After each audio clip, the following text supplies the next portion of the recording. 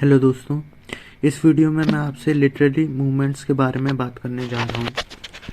तो पहला literary movement था यूनिवर्सिटी विट्स का। यूनिवर्सिटी विट्स ये मूवमेंट एलिजाबेथन एज का था।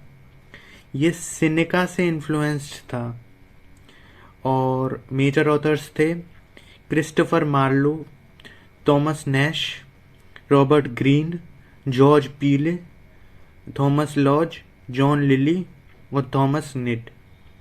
क्रिस्टोफर मार्लोव बहुत इम्पोर्टेंट है इसमें, और थॉमस नेट की है the Spanish tragedy. Christopher Marlowe की द ज्यू ऑफ माल्टा है, टुम्बरलेन है, और एडवर्ड टू है, और क्या कहते हैं डीडो क्वीन ऑफ कार्थेज है।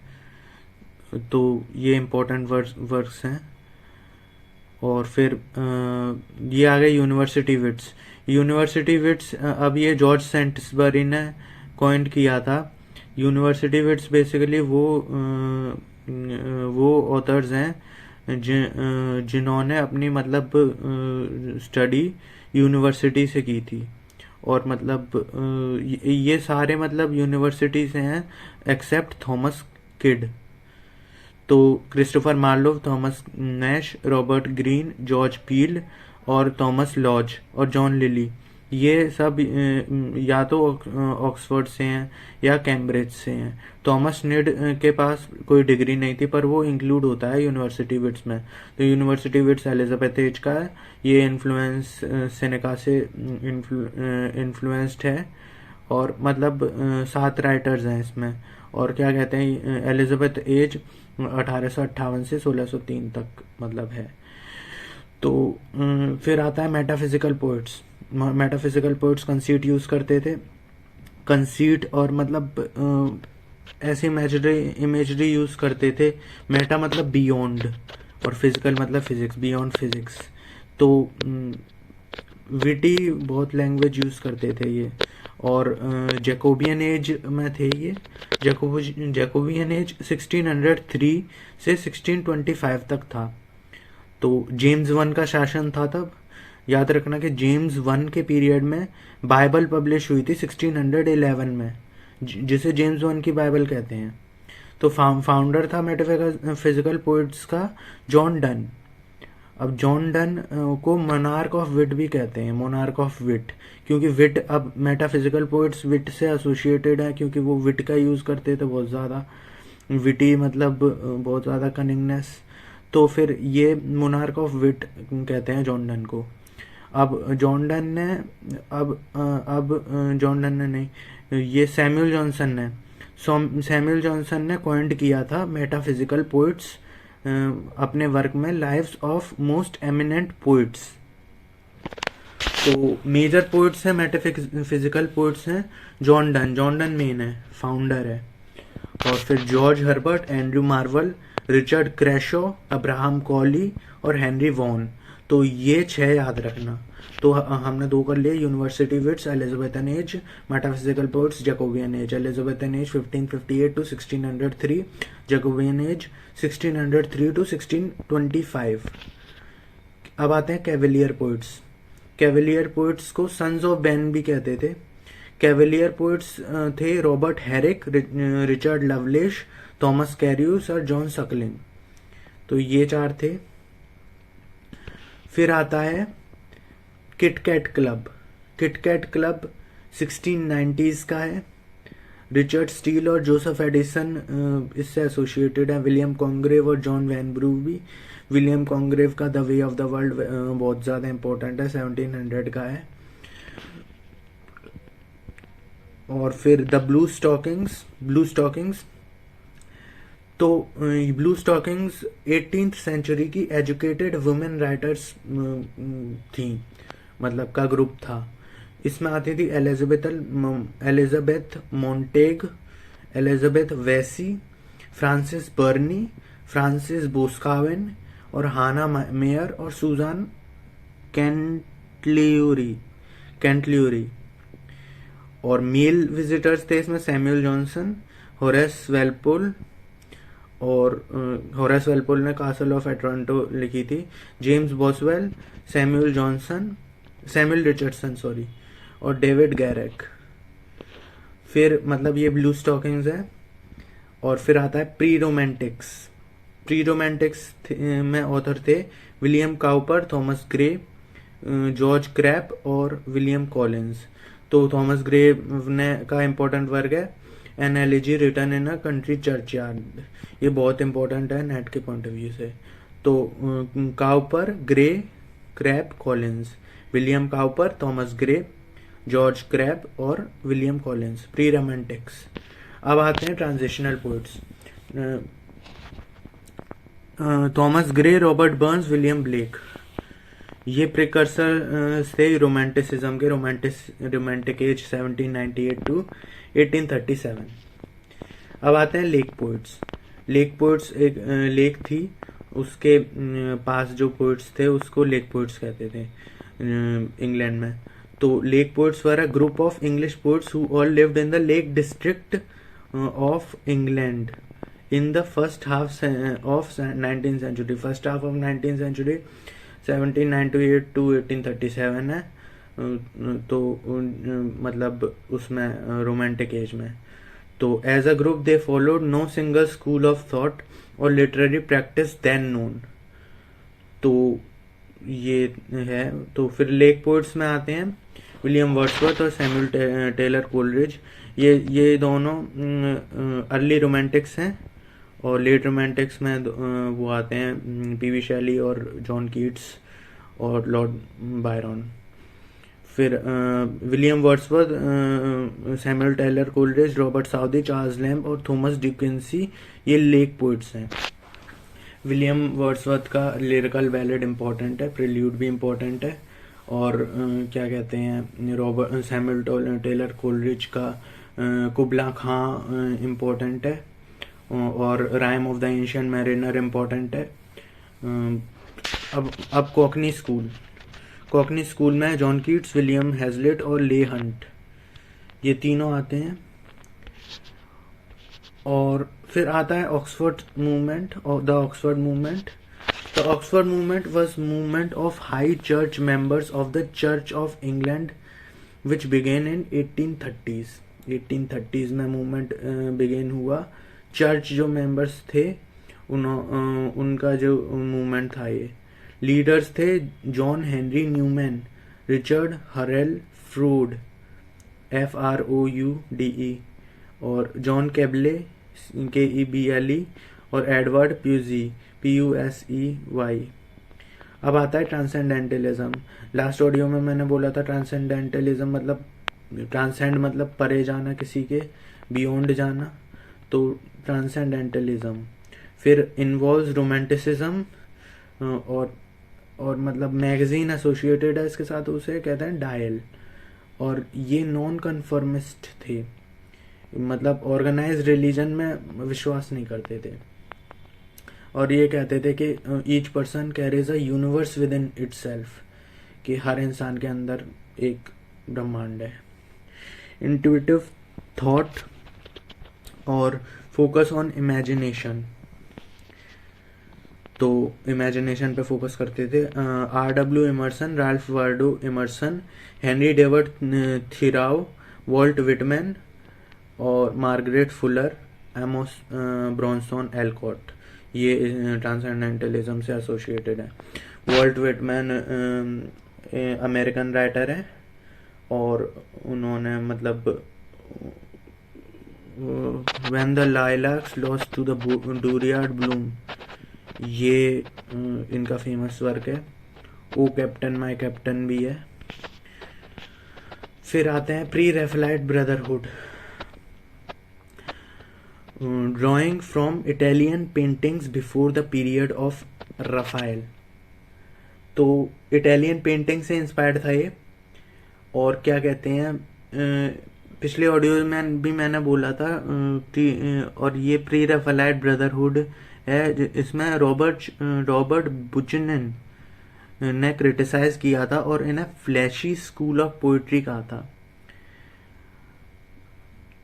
और विलियम मॉरिस, AC स्वाइनबर्ग और DG रोजेटी ने इन्हें अक्यूज किया था इमोरलिटी के लिए, क्योंकि ये इमोरल है। न्यूज़पेपर था इससे एसोसिएटेड, कंटेम्परेरी रिव्यू।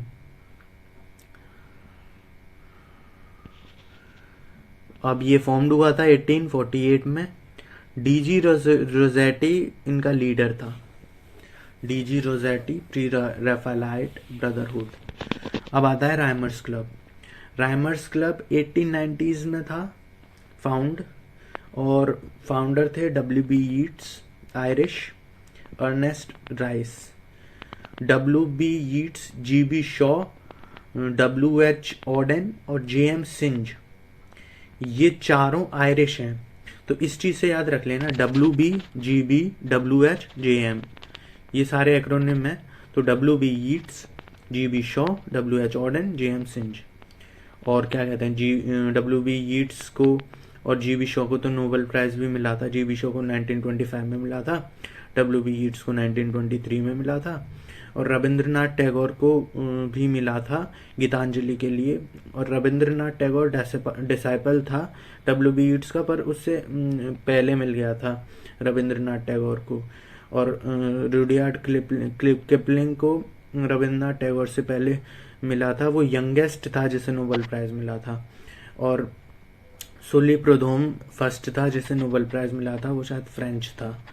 तो क्या कहते हैं, सबसे पहले सुली प्रोधोम 1901, फिर रुडयार्ड किपलिंग 1907, फिर 1913 रविंद्रनाथ टैगोर, और 1923 W.B. Yeats, 1925 G.B. शॉ। और फिर आता है द येलो बुक। फाउंडर हैं 1890s में फाउंडेड था। ऑथर है A.C. Swinburne, Oscar Wilde, Arthur Symons. Yellow Book. फिर आते हैं imagist poet, imagist movement. Age थी 1910s में, ये एज इमेजिस्ट मूवमेंट की एज थी। और क्लियर और शार्प लैंग्वेज यूज करते थे। ऑथर्स थे Ezra Pound, Hilda Doolittle, Amy Lowell, Ford Madox Ford, William Carlos William, F.S. Flint और T.E. हुल्म। जैसा कि मैंने पहले ऑडियो में बताया था, एजरा पाउंड और T.S. एलियट दोनों क्लोज थे। और क्या कहते हैं, एमी लोवेल के बारे में भी बताया था, फोर्ड मैडॉक्स फोर्ड। ये सारे मैगजीन से एसोसिएटेड हैं। जो मैगजीन का ऑडियो है वो पिछला वाला वो आप देख लेना, उसमें ये सारे मतलब ऑथर्स हैं और मैगजीन्स जिसके साथ एसोसिएटेड है वो हैं। फिर आता है theatre of cruelty. Theatre of cruelty between 1930s by Antonin Artaud. तो 1930s में एंटोनिन आर्टरॉड की थी theatre of cruelty. The theatre of cruelty developed by Antonin Artaud aim to shock audience through gestures, images, sound and lightning. Shock, audience को shock में डाल देना, Antonin आर्टरॉड का वो था। थिएटर ऑफ क्रूअल्टी का मतलब वर्क थे बहुत सारे, इसमें ऑडियंस को वो अपने उससे वर्क से शॉक में डालता था, मतलब थिएट्रिकल परफॉर्मेंस होती थी उससे। फिर आता है the lost generation. The lost generation age थी 1920s। ऑथर्स थे अर्नेस्ट हेमिंगवे, 1954 में नोबेल प्राइज मिला था। स्टीन, फिट्जगेराल्ड और फॉकनर को 1949 में मिला था, और T.S. एलियट को 1948 में मिला था। और क्या कहते हैं, ब्रिटिश प्राइम मिनिस्टर वो विंस्टन चर्चिल 1953 में मिला था। Movement poets.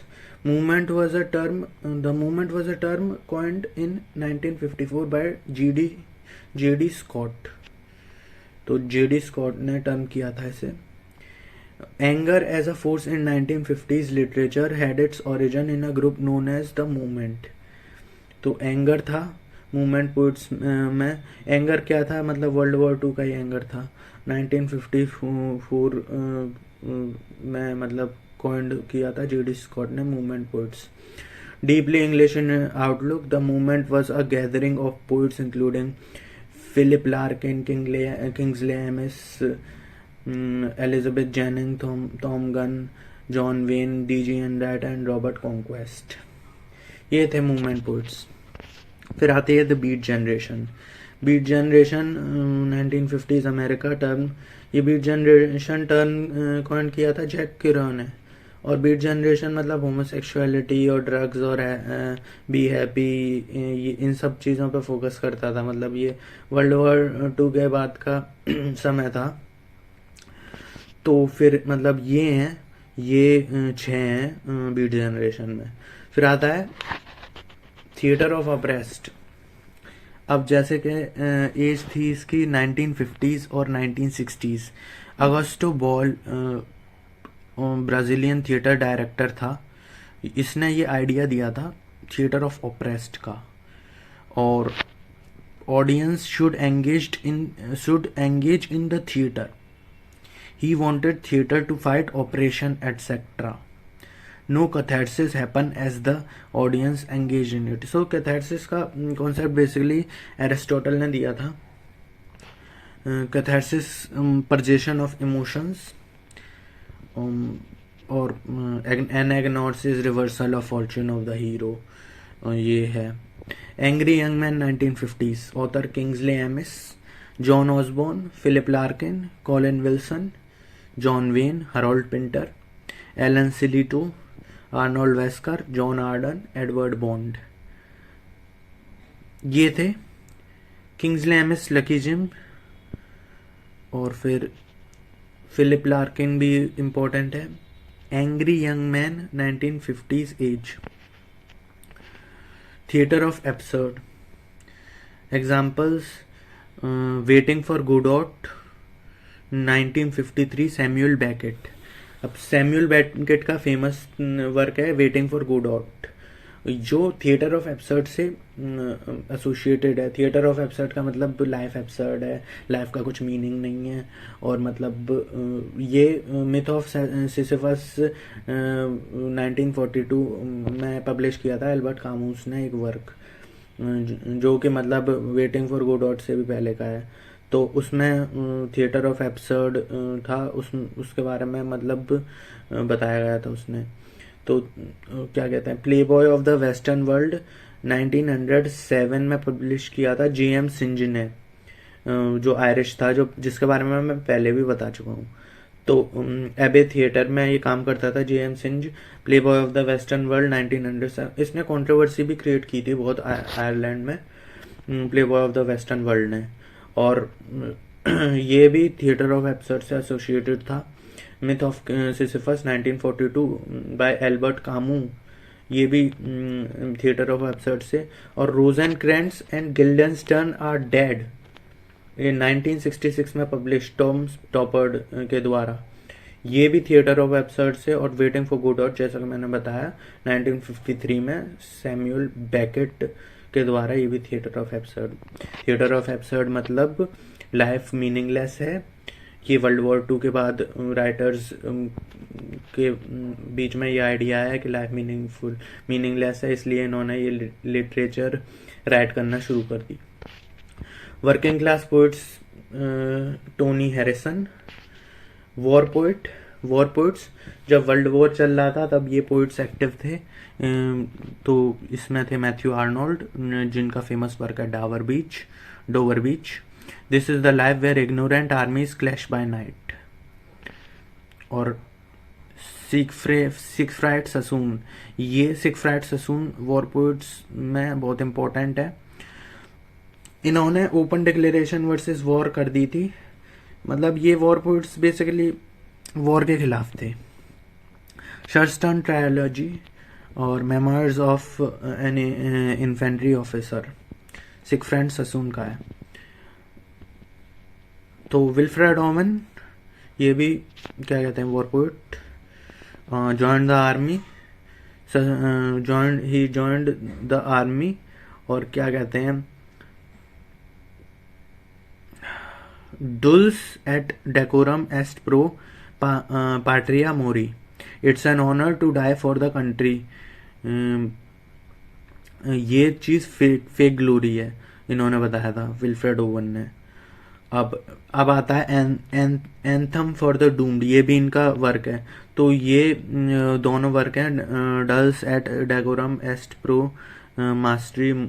पास्ट्री मूरी और anthem for the doomed youth. Anthem for the doomed youth.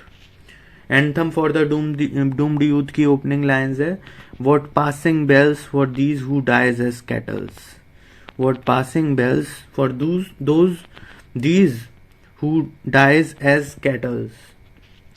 Strange meeting 1919 lines, I am the enemy, you killed my friend, I knew you in the dark. अब आता है Rupert Brooke, the most handsome young man in England by Yeats. Yeats said this कि ये handsome young man है England में सबसे. इसका work है soldier 1914. Celebrating world war 1, if I should die think only of me. Isaac Rosenberg, इसके 3 work हैं, poems from the trenches, dead man's dump और returning we hear the skylarks. बहुत सारे हैं ये वॉर पोइट्स. तो क्या कहते हैं, Robert Graves, Edmund ब्लंडन, Richard Aldington, Isaac Rosenberg जो बताया था, और Herbert read, Edward Thomas, Ivan गर्नी, Tennyson charge of light brigade, Edison campaign. तो इन सब को देख लेना. अगर मतलब वैसे ये ज़्यादा इम्पोर्टेंट नहीं है. इसमें सबसे इम्पोर्टेंट है Siegfried Sassoon, Wilfred Owen, Rupert Brooke. ये तीनों ही इम्पोर्टेंट हैं. और ये सारे जो बताए थे मुझे बताना नहीं चाहिए था वैसे, पर क्या कहते हैं, ये देख लेना अगर इंटरेस्ट हो तो. विल्फ्रेड ओवन, सिगफ्राइड ससून और रूपर्ट ब्रूक, ये तीनों इम्पोर्टेंट है वर्कआउट्स में. तो ये था, ये सारे लिटरेरी मूवमेंट्स हैं. और भी कुछ छूट गए होंगे 2-3, वो मैं अगले ऑडियो में डाल दूंगा. और ये बेसिकली 90% हैं ये. तो ये ऑडियो मतलब इसके बाद भी मैं बहुत से ऑडियोज़ अपलोड करूँगा, कोशिश करूँगा 2-3 ऑडियोज़ मतलब हर दिन में डालने की. अगर सही मतलब इतने ही ऑडियोज़ डालने की कोशिश करूँगा, कम से कम 100-200. तो ऑडियो देखने के लिए थैंक यू. Good bye.